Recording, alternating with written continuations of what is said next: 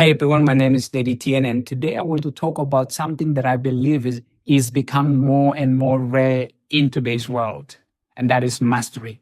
Because honestly, we live in a world that is very crowded. There are thousands of creators, thousands of businesses, thousands of coaches, speakers, trainers, writers, entrepreneurs. So the question becomes, what actually separates people who become world class from those who stay average? And I really believe the answer is this: commitment to mastery, the willingness to stay with something long enough to truly understand it, improve at it, and refine it over years. Not trends, not hacks, not shortcuts, but depth. Because mastery compounds. And I think many people underestimate the power of compounding outside of money. Compounding also applies to skills, communication, confidence, leadership, creativity, business, and relationship. You see, every single day we improve even just a little bit, it compounds over time. That's the secret, you see. And eventually what once looks small becomes extraordinary. But I think one of the biggest challenges today is that many people become doublers. They jump from one thing to the next. New opportunity, new strategy, new business idea, new shortcuts. And because they constantly restart, they never stay long enough to develop real depth. And honestly, I understand it. Mastery is hard because it requires you to continue even when it's repetitive, nobody notices, results are slow, you doubt yourself, it feels boring sometimes.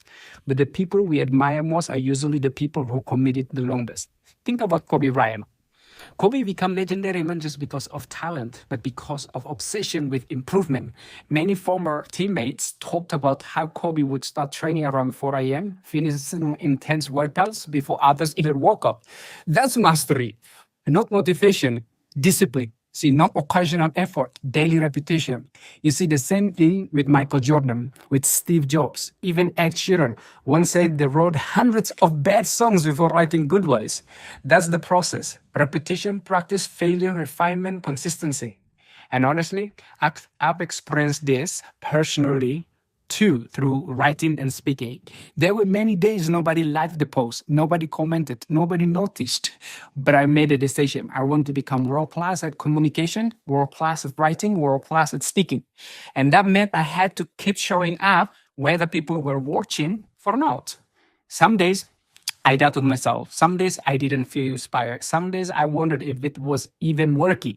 But commitment means you continue even when external validation disappears. Because mastery is often built quietly long before it becomes visibly habitually. And slowly, the compound effect starts happening. One sentence becomes a paragraph, right? One paragraph becomes a chapter. One chapter becomes a book. And one book becomes many. That's how growth works. See, small efforts repeated consistently over a long period of time. So maybe the real question is not, what can I achieve quickly? Maybe the better question is, what can I commit myself to deeply for the next 10 years? What craft do you truly want to master? What skills are you willing to practice repeatedly? What do you want to become excellent at?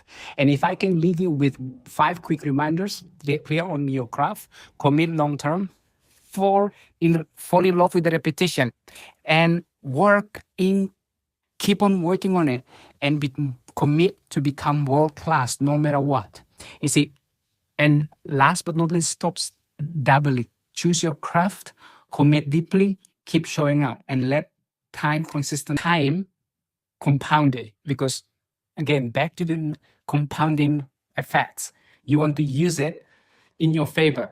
So if you want to go deeper into these topics in terms of self mastery, leadership mastery, communication, go to my Patreon, the Clarity Code. And thank you so much. I'll provide the link below. And thank you so much for listening, and truly hope that this helped you in some way.